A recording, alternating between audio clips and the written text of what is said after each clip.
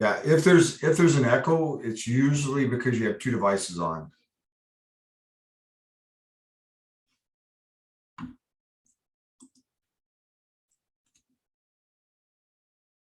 A lot of times we'll see that with somebody has a laptop and a phone going or something of that nature in the same room or same area.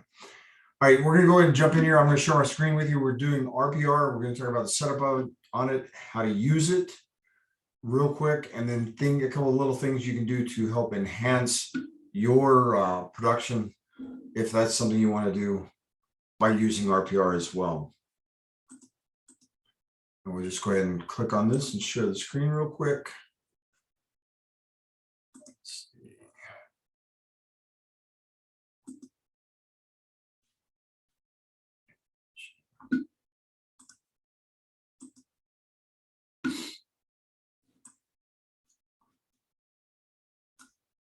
So it should be good there.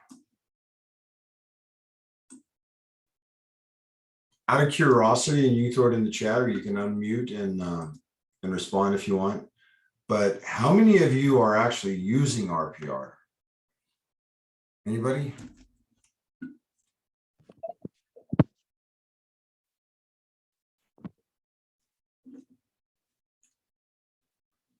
All right. If get more people showing up here. All right, so what I'm going to do is I'm going to start off with a very basic part of it. If you're not using RPR, it is an awesome tool. It's just for us. You have to be a realtor to have access to it. So you have to belong to the Board of Realtors. It's ran through NAR, or it's a part of RPR is part of NAR, right? So it's one of the tools they have, one of the benefits they have for us, and it's awesome. I'll show you it as much as I can. We're going to go for about an hour here and then call it quits. This is recorded, so you'll be able to pick that up later on as well if you want to, and we'll talk briefly about that before we get out of here. One of the very first things you need to do when you go to RPR is make sure that if you don't belong to the board, you're not going to be able to set this up. So you have to belong to the board because you have to be able to plug in your what has been known as the NERDS number, and that's changing. They're changing the name of it to something else, not the number itself, but the name is changing so that everybody's on the same sheet of music, and you'll hear about that from your own board. But if you'll click underneath at the top here, should be a photo, and I'm using a site that I use for training, so it's not set up all the way, but it'll show you everything you need to see. If I go to underneath here, underneath where your photo would be normally, and I would upload my photo there, and there's reasons for that. As you work through this, you want your photo to show up on things, so you need that in here. You go to settings, and actually, let's do this. Go to profile first. You go to profile first. That's where we want to start at. And on the profile, here's where you'd upload your photo, your logo. If you don't have a RE/MAX Elite logo, you can catch one of us. I have them. I can share those with you, or Nina, or Melissa. I'm sure all of us have that. So you want to add that in here. You want your picture and your logo on here. It shows up on all the documents that you use. So we're going to take a look at the left-hand side as you come down through here. This was set up. This was a unbranded practice site. But when I joined South Padre Island, they decided to override my setup. So the board has that capability, which works for most, but not for me. So I'll fix all this later. But when I go in here, you want your phone number. This is not mine. But you want your phone number set up in here and your email address. And if you have a website, and folks, once again, if you don't have a website, use the company's website. homesrgv.com works, right? So if you don't have one,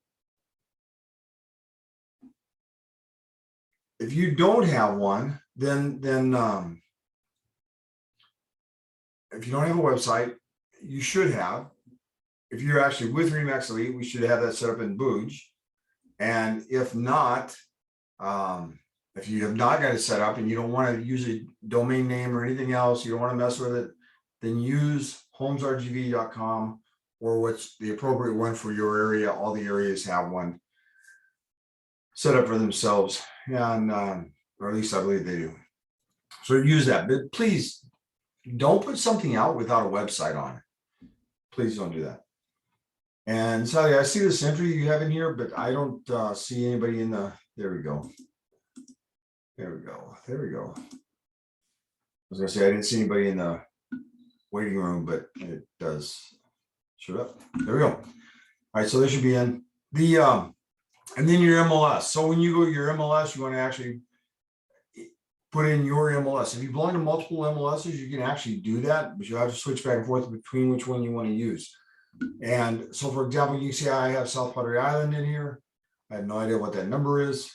It's usually your office number and your ID, right? That's what that normally is.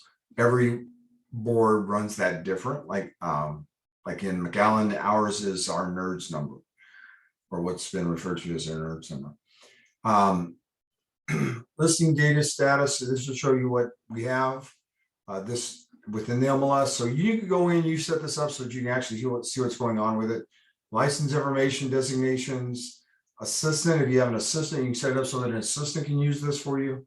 There's so many different tools with this thing. It's absolutely crazy. That's on the left-hand side. If we take a look at the right-hand side, you have your login information, which you want to make sure is correct. And then time zone. Please set this up so that it's using the central time zone, because that's what you want everything based on, central time, right? And then right here where it says connected apps, connect this to your zip form. And I'll show you why here in just a little bit, but you want to connect it to your zip form. And so it'll have, mine has unlink, yours will have a link on it. You'll click on that and it'll allow you to put your information in from zip form. And you want to do that. It's about trying to save a little bit of time and work through this. And this is, again, this is an awesome tool. And you want to, if you link it to your zip form, you want to link it to the zip form you're using, which should be our company account. So it's going to ask for your login information and all that in there. You put all that in there so they can link them together. Down on the bottom here this is one of the greatest parts of this as far as having access to it. You have your RPR mobile. So you can have up to 4 devices connected to this thing. And you can click on update your devices. You can add one. This is my phone that's connected to this one. And the reason for that is if I'm on my phone out running around looking at property and I come back and get on the desktop, it's going to show up on the desktop. So you'll be able to see that I've looked at property on the phone, and it'll show that without any problems. Let me see if I can. Well, I'll show you later. Anyway, so you can update that and use it. The RPR mobile is on your phone, your tablet, whatever you want. My wife has this connected to her laptop, her tablet, and her phone. So if she's on any of those, when she pulls up RPR, they're all synced together, right? Which is what you want to have. And you don't have to duplicate things at all. So if you'll go ahead and set all this up and then make sure you click save, and then you go to settings, and on the settings side, of this is, and this is something they've added over the last, I want to say over the last year or something like that, year and a half maybe, where we could do this on the desktop model. Right here where we have listings, new listings. So 30 days, new listings within 30 days. And this affects properties, how properties show up in the map. And I'll go back to the home screen so you'll see that. Now that you've seen this, you'll see that part of it real quick. But new listings, I always want to see new listings, but I normally on mine, I would have this cut down so that I don't need to, I want to see new listings, but I don't necessarily want to see new listings from the last 30 days. And then set recently sold or leased. I don't necessarily need to see that on mine, but again, you may want to do whatever works for you best, right? And then commercial, whatever you need on here, set it up on these. New listings, I think, are real important, so you can be aware of what's going on in the market. And solds help so that you can keep up with what's going on in the market as well. Both of those are really, really critical to keeping you abreast of what's happening.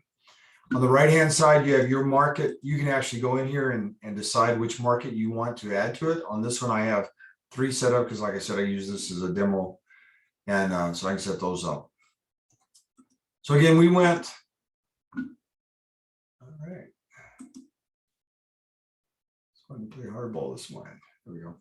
We went to underneath the profile. We clicked on profile underneath your photo, and we looked at profile and settings. Right? And that's where you want to start at. The very first thing you want to do.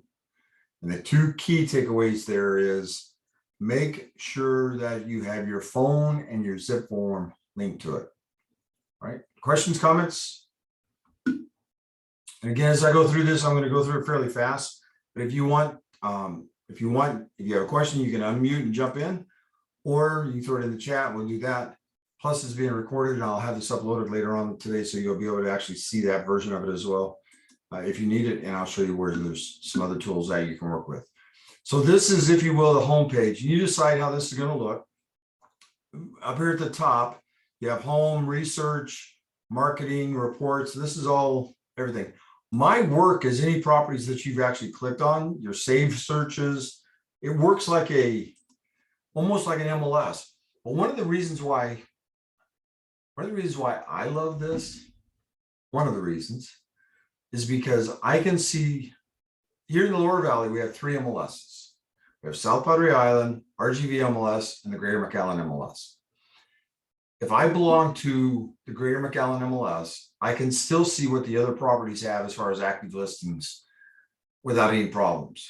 Some MLSs will allow you to see everything, right? Active, solds, all that. Some try to protect their solds, like somebody might try to take over their territory or something. But I like it so that I can see what's out there. And for years, I've told agents that if you're going here, right? If you're going to do, and the same thing in Corpus Christi, because you guys have overlapping MLSs. Same thing in San Antonio, you guys have overlapping MLSs. So if you're going to do a search for a buyer, if you're working for a buyer and you're doing a search, you do the search in RPR. Do the search in RPR. Start there to see what's out there, right? Because actives will generally show up all the time.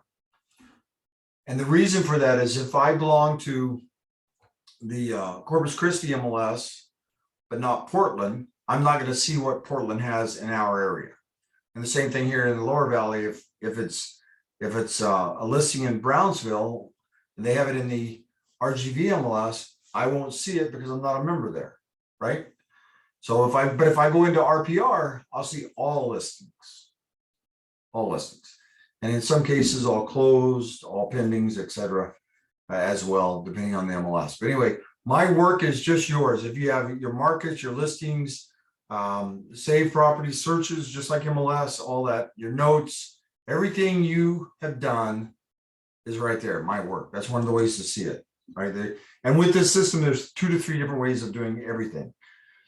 So on this page, you also have residential, commercial. They have a commercial side of this, which actually goes down to little things like traffic count and ROI and things like that are on there on the commercial side. I actually became certified to teach commercial, but never taught it. Don't pay any attention to it anymore. Don't have any need to. I strictly work on the residential side. In this search block, you can type in whatever you want to type in. We're going to do that here in a second. This works like an MLS, except we also have public records. That's where RPR gets the majority of their information. So they pull from over 300 different platforms. And if it's a public record, so the county clerk, right? County clerk records something for your county. That gets recorded. As soon as it does, it becomes available online or shortly thereafter. If you're in Cameron County, it might take about 6 weeks, but it becomes available online. As soon as it's available online, RPR will have it. RPR updates every 15 minutes. So depending on when that becomes available will depend on when it's on RPR. It's not that RPR is messed up, they don't have it. It's not available to RPR or they would have it, right? One of those things. But anything gets recorded in the county courthouse, for example, is going to be there as far as real estate goes. So public records is a key factor. If they sell their house on their own for sale by owner, they sell their house, they're not an MLS. So I'm not going to know about that. But I will know because it'll show up on the county records. So it'll show a new sold, but it'll show wasn't in MLS. And it'll show that it may have sold 2 months ago or 3 months ago. But the sold portion of it is recorded because of it being recorded at the county clerk's office that it changed ownership. So that's underneath the public records portion of it, which we're going to come back to. Type of property, you have all types in here. I'm going to go with single family, take off co-op. Price, you can do that part. Bed, bath, you can do all of that. Over here on the right-hand side is filters. And on the filters, when you click on it, it opens up another window for you. You have, do you want to include for sale, for lease, or public? I have just public because there's something I want to show you. And we'll get to that aspect of it in a minute. Property type, price, everything we just talked about is all there. Units, number of units. What if we're looking for a 1 to 4 unit or a duplex or something like that? You can plug that in, right? Current distress, that's your short sale, that's your for sale by owner, your foreclosure property. So you could exclude all of them, or you could take some of this.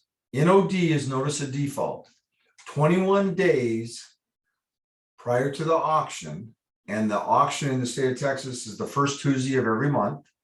First Tuesday of every month is the auction, which would be tomorrow. That's what I just think about. That's tomorrow. So tomorrow at every county courthouse tomorrow will be an auction for repos and foreclosure properties and all that good stuff. That notice of default had to be filed with the county clerk 21 days by law, 21 days prior to that auction. And as an investor or working with investors, you want to go in and take a look at this 18, 19 days prior to that. So you find out when the first Tuesday is. It may be on the 6th or whatever, 7th even, or something like that, right? Maybe the first one, 6th. You find out when the first Tuesday is and you count back 18, 19 days into the last month and going into the last month. And then you go in and do a search based on that date and see what you can come up with. If you do the search before that, the issue there is it's not going to show up, right? Because it hasn't been filed yet. In most cases, it won't show up because it hasn't been filed. They have to file at least 21 days before. But if you're working short sales, foreclosures, or any of that, and you need help with it, reach out to me. That's our focus. That's how has been our bread and butter over the years. Open house only. What if you're trying to find an open house? You have access to that. You can do a search for that. Down here is the ones, these are the fields I like, and we're going to do this again later on before this is over with. But I want to, down here on the miscellaneous fields, absentee owner. That's somebody who owns the property, but they don't live there, right? We have that with winter Texans, a lot of winter Texans, absentee owner. If I want to reach them, if I want to find their property, all I got to do is click on that, right? And we'll come back to that here in a second. Owner's name, you can do it by company, you can do it by name if you want to. I don't mess with owner's name.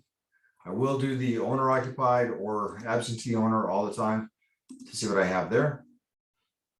And down here on the bottom, time owned, NAR says this has changed over the years. We might want to look at if somebody's owned a property 10 to 15 years. If I'm trying to find a property for a buyer, I might try to find a owner that's had the property for 10 to 15 years and see if they're ready to move. Might be a good option for you. And then you have keywords over here you can plug in. So if any of the public records has any of this information, it should come up. So for example, if as a homeowner, if I had a swimming pool, I would have had to gone to get permits, right? When I go to get the permits, the swimming pool gets built, and then it gets recorded that it's been built, so it shows up on the tax records. Now it's public record. So if I do a search for properties with a swimming pool and they've been built correctly, right, we did everything, or mother-in-law suite or any other addition to the property, if it's been done properly, it'll show up on the public record. So you can find those by just clicking on these down here on the bottom. So that's the filters. Any questions there?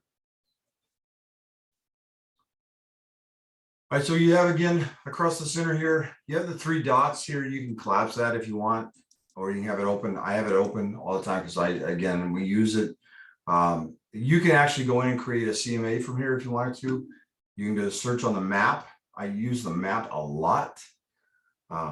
Or you can set up other things for buyers. There's an investor analysis tool in here, which has been updated. I have not used that, but some of the investor type agents out of McAllen that I've talked to love it.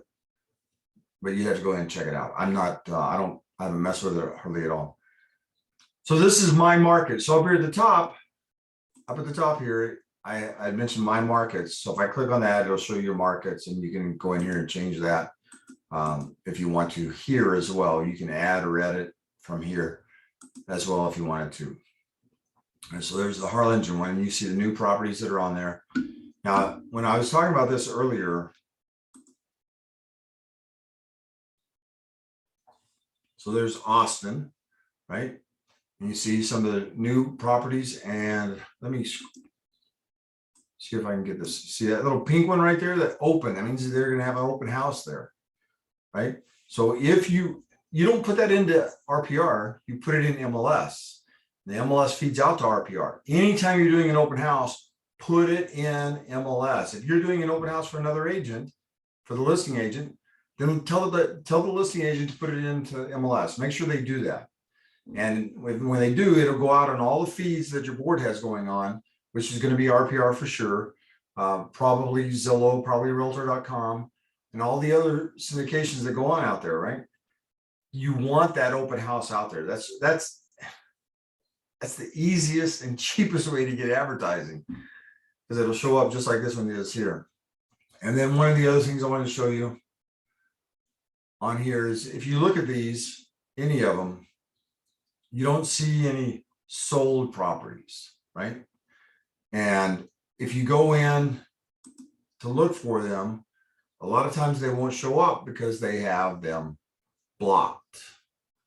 You know, there's property in San Antonio that's sold, but I can't see it because I'm not a member of that board. And San Antonio is one of those where they have that blocked, unfortunately. And so again, that comes back to the MLS. It's up to them and their rules and the way they do things. All right. Anybody have anything else? See, there's a close for Harlingen shows up because I'm now a member of that board of that MLS, so I can see their properties as well. Any questions or comments there?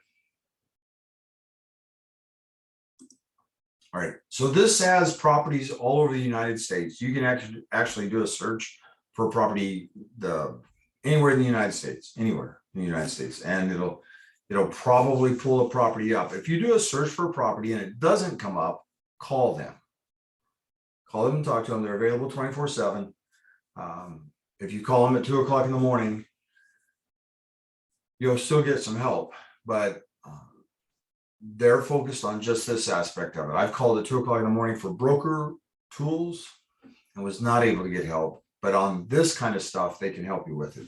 A lot of times if the street doesn't come up or the address doesn't come up, it's a new build. If it's a new build, it may not have been recorded all the way yet, or it could be in the way the street's being spelled. Like I had drive and road did not come up. The only difference was drive and road on it. But that was been about 5 years ago, and they fine-tuned this since then as well. So I'm just gonna, anybody have, well, no, we're just gonna pull a property here real quick. Let's just pull a property.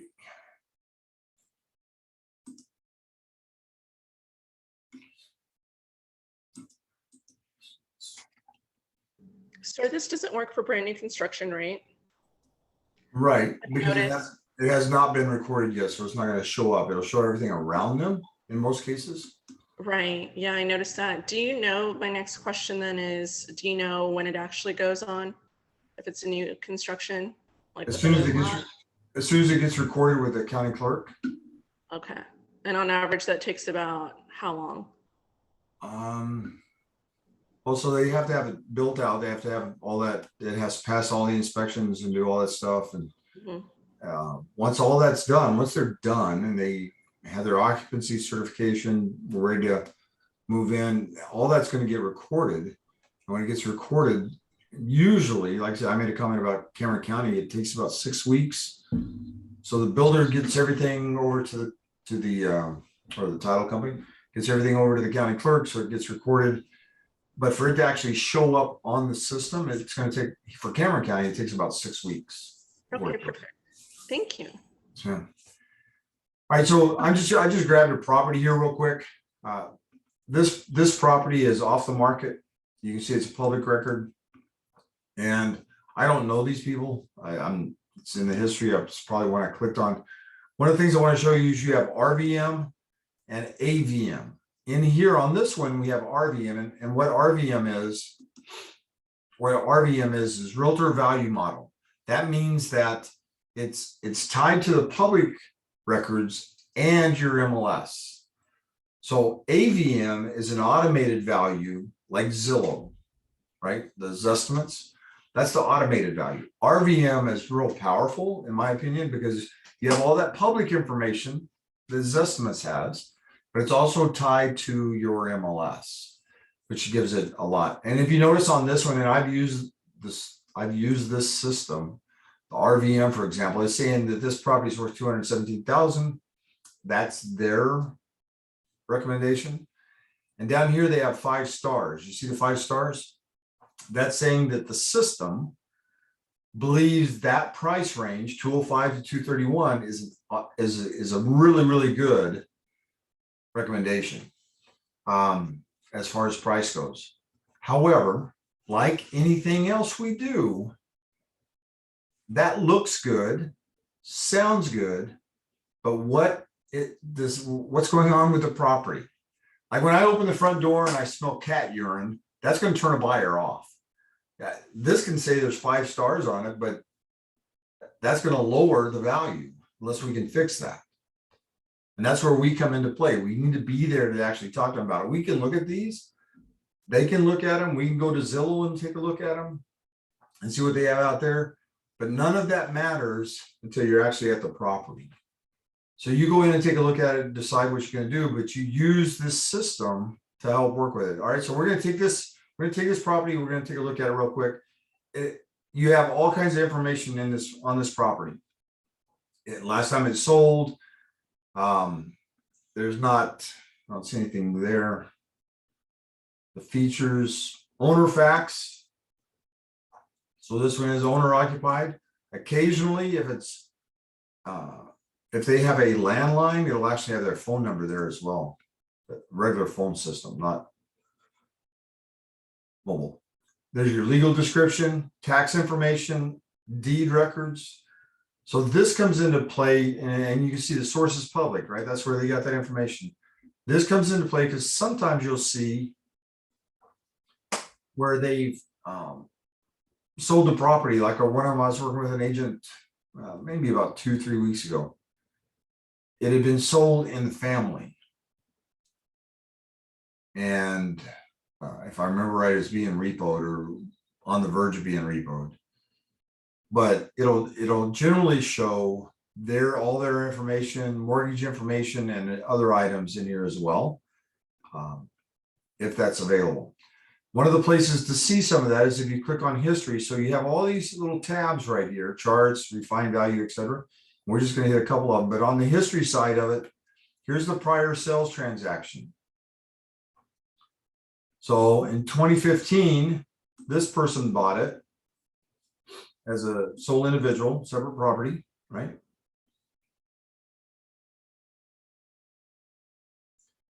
And his loan amount was 204.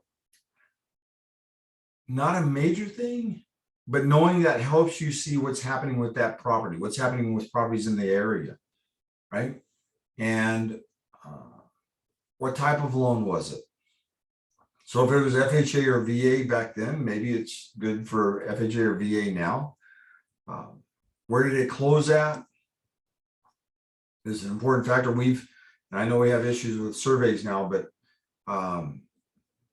we've actually in the past gone to the title company and said, hey, twice, gone to the title company and said, hey, buyer and seller don't want to have to pay for a new survey. Is there any way they closed with you 5 years ago and 6 or 7 years ago, whatever it was on one of them?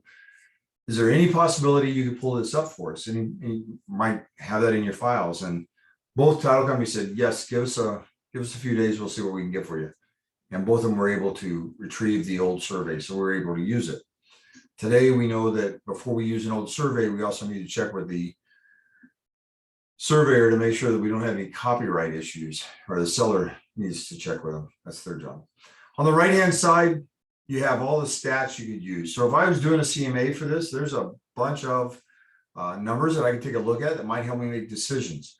Information I might be able to share with the seller if I was doing something in that area. Or if I was marketing in that area, there's a real quick, take a look at the market. What's going on? And for those of you that's fairly new at this, sometimes people say, we're thinking about selling our house, but it's going to be a year or so. So those are the numbers I would go in and look at. I wouldn't run a full-blown CMA because I don't need it right now. A year from now, numbers are going to be different. So let's just get a market report real quick. And that's what these numbers on the right-hand side will do. You have all the charts that'll go through that. You have the refined value. And on the refined value of this, what I want to do with it is just touch base on the fact that you can adjust. So you see how this says 217? Excuse me. You can make adjustments on this based on what you see and what the seller has told you. And nobody sees it but you. So right here where it has refined value, and by the way, if any of these numbers are wrong, you can correct those, right? But on the refined value, what NAR has done is they paid this company to drill this down to the zip code. So when you go in to do a market analysis and you use this, it's tied to your zip code. Not like in the past, we used to use cost versus value, and it was regional. So it covered San Antonio South. And prices for labor in San Antonio is more expensive than it is here, but we had the same numbers because it was regional, right? I like this because it's tied to the zip code. If the home improvement was, just as an example, master suite or main suite addition, as an example, it'll tell you what that includes. Let's say they completed it May of 2021. And it costs $15,000.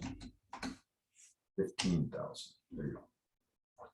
So what it's going to do is right down here, it's going to show you what those home improvements were or are based on dollars today. So this was done May of last year.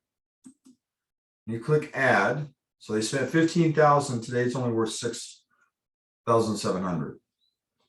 And it will adjust this price up here for us as well. And again, nobody sees that but you. So you can play with this if you want to see what's going on with it. See if it does add any value. I've included this in reports. It's great for sellers because they think I spent $15,000 and I want to get my $15,000 back. That's not going to happen. But you want to be a little more tactful than that when you explain that to them. So that's where this comes into play. Refine value, if it needs improvements, you can put these in here, but this will not make adjustments. This is your estimate, so that's tough unless you've actually talked to somebody and you know what is going on, or you have a handy person or someone you can talk to. Let's say they want to do that upgrade, but they haven't yet. They think they should. Will it help me sell my property? And you can explain to them, if you spend $15,000 and you sell it, a year from now or so, 6 months from now, even, you're going to take a beating on it. So you might not want to do that. And you can run this. I've run some of these for the last month. What's the difference in a month? And it's just like it's just like a car. It's just like a car. We've all been told that when you drive the car off the lot, it's already devalued, right? There's a loss in value. And in fact, one of the businesses here in Harlingen, LF Motors, their slogan is everybody drives a used car, right? Which ties right in. Everybody drives a used car. It ties right in with it.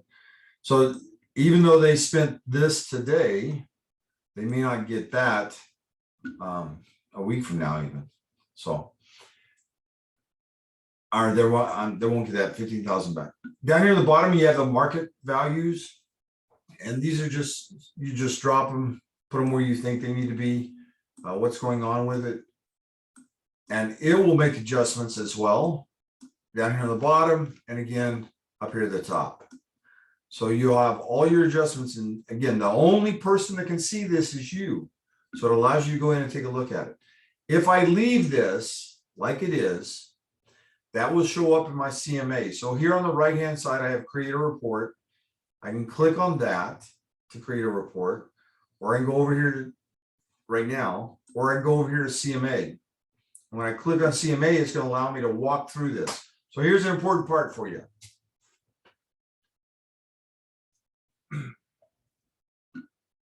When you click on yours, this first button is going to be here, right? Comparative analysis. It's going to be clicked. And what you want to do is you want to go to the sales comparison. Nina? Yes, ma'am. Oh, no, finish your thought. I just wanted to go off on in just a sec. Okay. So when you click over here to do a CMA, the first one is going to be what's highlighted, right? And I would encourage you not to use that. In 2010, when they started with this, we were told to only use that. You're not allowed to use the bottom one, right? And the reason you're not is, can you see on the screen, everybody see on the screen where this sales comparison analysis pops up? So this little gray box pops up and asks for your appraiser's license. But you're not an appraiser. So you click on skip this step, right? But please use this bottom one because it has more detail in it. And that's what we want in our CMAs. Our CMAs, we want them to be as close to the appraisal as possible. So we also need to learn how to do an appraisal, right? But this CMA will definitely help you to get there. And then you just go through all the steps, confirm the facts, find the comps, adjust the comps, and then create the report at the very end of this. Go ahead, Nina. So just on the refinements or the adjustments, I know that here in Corpus Valley, so every maybe fourth house now has solar panels. Have you, with regard to what kind of value people either are or are not on that? So the value when it comes time for a CMA is going to depend on what's going on within that area. If and is that, so what's going on in the area, meaning like there's one home in the subdivision, or is it all homes in the subdivision? So if there's all homes in the subdivision, then it's customary, right? If it's just the one home, we have our outliers. Those are the homes that are overbuilt or underbuilt, right? And then the other part is, would the buyer that wants that property with the solar panels also be willing to accept a property similar to that without the solar panels? And if the answer is yes, then maybe the solar panels don't make any difference. And if they don't, then there's certainly not any value.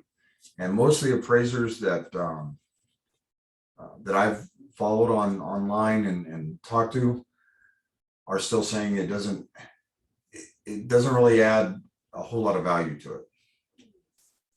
Okay, that's what I was understanding. Yes, ma'am. Okay, thank you, Matt. And it just comes, and there's so many things that go with that. Not everybody, if you're new at this and you have somebody with solar panels, talk to one of us before you get wrapped up in that as a listing agent, even, because there's issues with trying to sell a home with solar panels if those solar panels are not owned. In fact, one of them, I just had a class up in San Antonio, and one of the issues they had was the home was on contract, the seller still owed, I don't remember the exact amount. I want to say it was like 20,000 or 30,000, something like that, on the solar panels. It might have been more than that, but they still owed on it. And the buyer said, "I'm not picking that up. I don't want that. I'm not taking that note." And the seller's like, "Well, what am I going to do with it? You've got the solar panels." So what ended up happening, they wanted the solar panels removed, and now you have to fix the roof. And So as a listing agent, we need to have that conversation up front, what's going on with that, and make sure we're sharing that information with other people so we don't get sucked into a mess. That one's sure, based on what the agent was saying, sure sounded like it was going to turn into one. The CMAs, when you go to the CMAs, once again, make sure you use the sales comparison CMA. That's what you want to do. And when you get down here at the bottom, you confirm the facts, you find your comps. The system will find your comps. You can adjust them. And if you're going to adjust the comps, remember that we want to use dates sold, locations number one, right? So we want it as close as possible. In fact, the book will say within a half a mile, but South Texas thought that's going to be pretty slim, right? But you want it as close as possible. You want dates sold. 90 days would be ideal, but you can go back as far as 2 years, right? Appraisers can go back as far as 2 years. Don't go back just to go back though. You have to look at everything that goes with it, right? Before you go out like that. Location, data cell, and then the size, the square footage. Those are the 3 areas that we want to look at to make sure that we have everything covered. There's others we want to look at, but that's our base. That's what we start with. So you go into MLS, you click on the same thing here. You go in here and you take solds. I want solds. Location, close proximity, data cell, last 90 days preferably, probably last 6 months is where I would start just based on the area. And then the square footage. Square footage is plus or minus 15%, 15 to 25% is acceptable. 15 to 25%. 15 is really tight. And if you can get there, that'd be great. If not, you can go up to 25%. I'd set those parameters up in here and then click on find comps and see what it finds for you. And then weed those out, like 2-story doesn't compare with a 1-story and all that good stuff. And then go into adjust. So you make adjustments. Maybe one of them has an extra bedroom. Maybe one of them has whatever, some special amenity to it that the others don't have. And you know what the values are, or you have an idea. So you go in and you do adjustments, then you create the report and go from there. That's how you'll get your CMA out of RPR. And when you run that, it comes out in a book. So I'm going to show you one of those here real quick.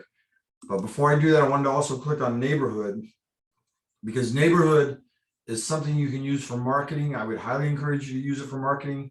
If I go in and create a report, I'm going to create a neighborhood report. That's what I want to click on. So I can go up here to the top and click on reports. I can go here and click on a report. I can plug in a subdivision here or a zip code here. And when it comes up, click on report. There's so many, but a neighborhood report, this is a summary of it, right? So it gives you what the averages are. This is an excellent marketing piece. Excellent marketing piece. And I'll break it down what the average home is selling for, the price per square footage, which we don't normally use. It break it down in all different areas for you so that you can use that. Housing in general, every one of these little tabs across here give you something to work with. And this will help you, like here, for example, change in permits. If I see Hidalgo County, for example, Hidalgo County is having a drop in permits. That's not good. Because when we aren't building, there's a slowdown coming. Right. So this allows you to go in and take a look at that aspect of it.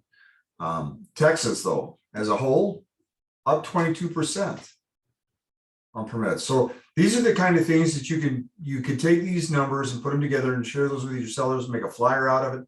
You can create the report right here and get that done as well. So the report we were just talking about is the neighborhood report, which is approximately 10 pages. Whenever you get in here on the reports, you can click on view sample and it'll open up and it'll show it to you, or you can click on the plus sign and it'll drop down and give you what they are. When you put the cursor over the eye for information, it'll actually show it to you so you can see what it is as well and use it that way. You can personalize the report and actually set it up so that it gets emailed to them here, or you can bring it up as a PDF and then deliver it to them. I do a lot of hand delivery. I like to talk to them face to face. That's just my preference. But I have certainly had to email a few of them out as well. On the right-hand side of this, before I go into any other reports real quick, on the right-hand side of this, select the elements of the cover page. So you certainly want the brokerage information. You want all that in there. Show page numbers. Now, I don't, anything else, I love page numbers, like dealing with the board and stuff. I'll have page numbers on everything. Makes sense. But here I don't, because once I go through, I look at, I don't want that one in there. So let's uncheck it. If you don't want it, you just uncheck it. I don't want that one in there. Let's take that one out, just as an example. And I run the report. If I have show page numbers, I run the report, and then I decide when I'm looking at it, no, I don't want this one in here. It's going to show that I skipped a page, right? Now, if I do it like I have it on the screen, where the boxes are unchecked, those won't show up. Those won't show up as missed pages or anything else. But if I decide to take one out at the last minute, which I've done, then it'll show up as a missed page. So I don't use page numbers personally when it comes to reports, but it certainly could be helpful if you're trying to explain it to somebody online, because we have done that, and that's been confusing at times, where you're trying to walk through a CMA with somebody and they're looking at it online or on the phone, and you're trying to look at it, and you go to the third page back. Well, they didn't print them in the same order or whatever. So many possible issues with it. All right, so in the report here, the valuation workbook. When we were in the CMA, and I told you to click on that bottom one, right? Mark, I'm not an appraiser. It's going to create a valuation workbook, 74 pages if you let that thing run by itself. So please look at the pages and see what you want in there and delete the items you don't need. I don't need, in most cases, all the comp photos. But then again, honestly, there's a couple times where comp photos save me, because they go, well, we've been in that property and it's not as good as ours. Well, let's take a look at the pictures. And pet peeve of mine, but I also print them in color so they actually see it, not just black and white. And I say a pet peeve because that's an expense. When you talk about this many pages and you're printing them in color, you gotta keep an eye on the overall, right? But this information works out for you, works out really well for you. So you get, this is your CMA, and if you use it, it'll work out great for you. But you need to practice it first. The other thing is, excuse me, right here where it says custom pages, you see there's no pages there. On the right-hand side, you have manage custom pages. And when you click on it, it'll open up and you can upload a page. I would recommend that you upload one page for sure, and that's your resume, your bio, right? Tell them a little bit about you. And then for every one of these, and I know time is really rough sometimes, I get that, but for every CMA you do, you need an estimated net sheet. For every CMA you do, you need an estimated net sheet. Now, we use the title company's website. So for example, Stewart Title was one of them we used all the time. I used all the time. I'd go to Stewart Title, because they already have everything filled out. All I need to do is give a closing date and a price, and all the fit numbers are already there, right? Adjust the taxes, and then print it as a PDF, and then I'd upload it in here. So it was the second page.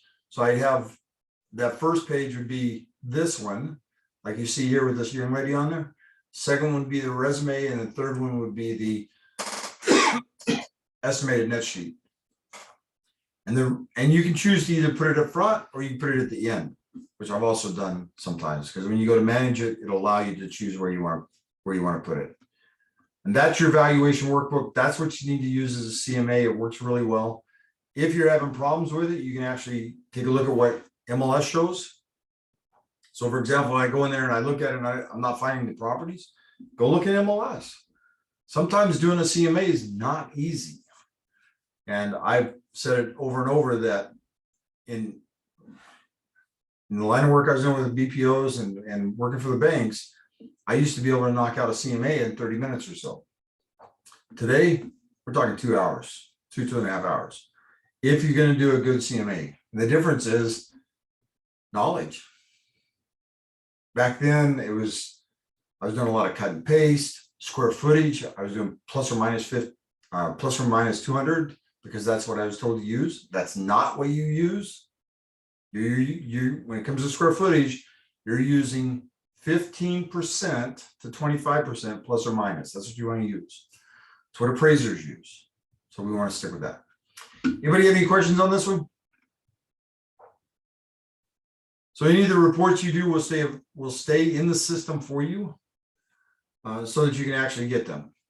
And if you need to redo them, if you go to my work, there's your reports. It'll pull up your reports.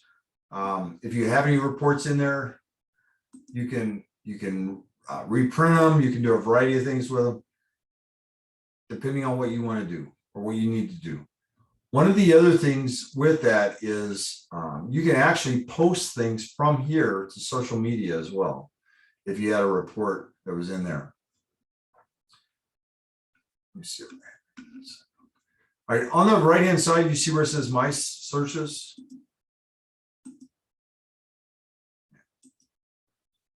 So the screen there you're looking at shows a computer screen.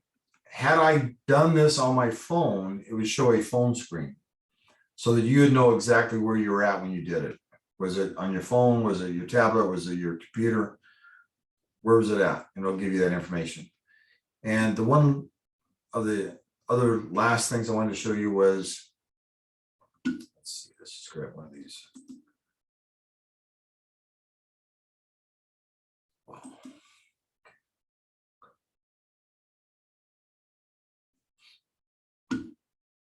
All right, so I just grabbed this. This is a new listing, right?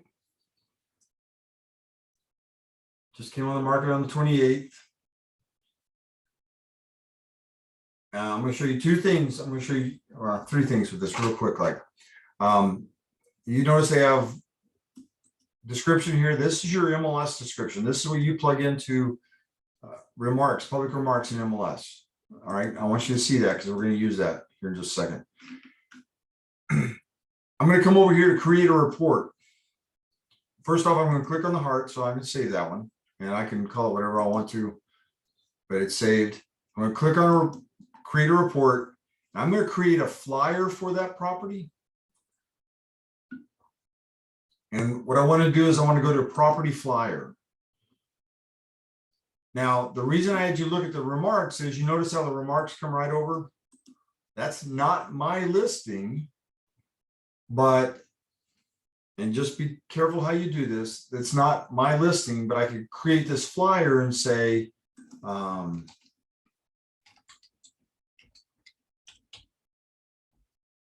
or new to the market, or whatever I wanted to put in there, right?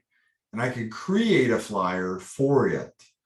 I can use their photos. I can choose which one I want to use, or I can take one and upload it myself. And then down here on the bottom, you decide whether you want to suppress any of this information, and then click run the report, for example, and it'll run the report for you. When you hear a doorbell sound, that means the report's been completed, so you know that. And I wanted you to see this because this system works. So this is what it would look like, right? Can you guys see the flyer on the screen? Yes. Okay, so that's what it looks like. And even though it's not my listing, it's going to have their photo. It's going to have the write-up from MLS, the headline where it says it's all about the views. That would be mine, just listed, whatever it is. Do not publish this on social media or any of that stuff, right? Remember that we have to have permission before we can market somebody else's property for marketing purposes, general marketing purposes. However, I will tell you that we've used this and door to door. So I print this off and I go knocking on the door, and the script portion of it is real important, because what it's going to say, what I would say is, I just came by to let you know this property just came on the market, and I'm just curious who you might know that's interested in moving into the area. And no matter what they say, if you follow the scripts, it's going to give you the information you need. Can you guys see that PDF that's on there? No? Yes. Okay. Okay. Yes, you can. Awesome. Good deal. So, and you can see down here, it's courtesy of, right? And I didn't say I listed it. It's a new property that just came on the market. And again, I would only do that door to door. I would not put it on social media or any of the other good stuff. If you don't like what they have written, you can change that in that box where it's at. But this works. Just listed, just sold, or open houses. That's your property flyer right there, real quick. Like, you don't have to be messing around with it. Does not take a whole lot.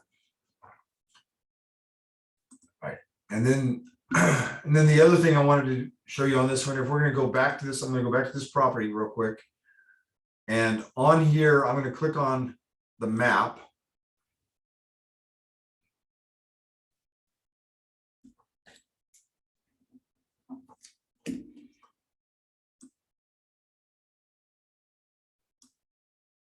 All right, so that property is right here where it's dark. And what I want to do with this map is I'm going to draw a line around it, around just this little subdivision here that goes with it, right? Or this little piece that might go with it.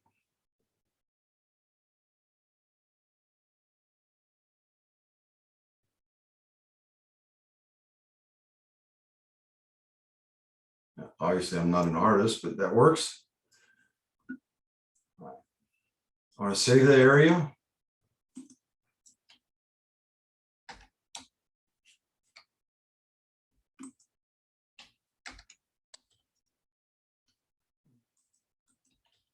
There we go.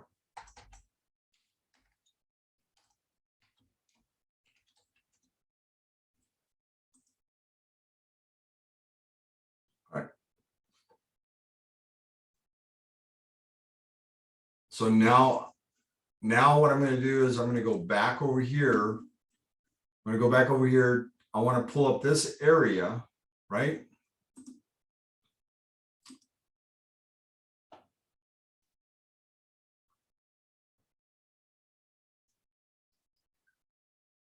So that subdivision we just highlighted just came up, correct? And we only have one property now. If you were doing your area, you'd have a lot more to this, but we're not going to do a search for that area itself. What we're trying to do is get public records. So up here at the top, I'm going to take everything off except for public records and leave the public records on. I'm going to go here to just single family. No prices, no filters, no nothing, and just do a research. Research. Research. Now I have 67 properties there. So if that property just came on the market, whether I listed it, you're listed it, and I want to be aggressive about it, there's 67 properties that just came on the market, or 67 properties I can reach out to. So now I go over here and click on mailing labels. And now I can create mailing labels for those 67 properties real quick, just like that. And again, this is where I was talking about, you want, you can customize it to the owner's name or current resident. Know the area. If it's a rental area, you don't want to use the owner's name. Like we have an area here in just north of us where the majority of the homes are rented out, right? So I'd use current resident. Or customize it with future homeowner, something of that nature. And then down here on the bottom, here's that absentee owner again. So owner occupied or absentee owner, which one do you want, or all? If you're doing a standard mail out and you're not trying to reach Winter Texans or whatever, all would probably work best there as far as the filter goes. And then just click print, and you're going to create mailing labels for that specific area. You can do 2,000 a month is all you can do. But again, one of the reasons why I show you this is most agents will list a property and do absolutely nothing. Nothing. And then complain that it didn't sell. And with us, we're a little more aggressive than that. right? We want to make sure that we're out there, we're doing what needs to be done. If I'm trying to make this area mine, where everybody there every time they think about real estate, they think about Mac, then I need to stay on top of what's going on in that little subdivision, that little area, right? And one of the ways you do that is by constantly sending things out. Another agent lists stuff, that's fine. It's not a big deal, but get a notice out to everybody so that they know it just came on the market. Anybody have any questions on that one? Nope. One last thing then.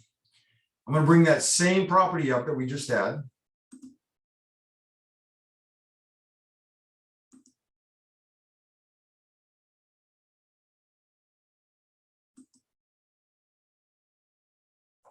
Now you can actually do this from here, right?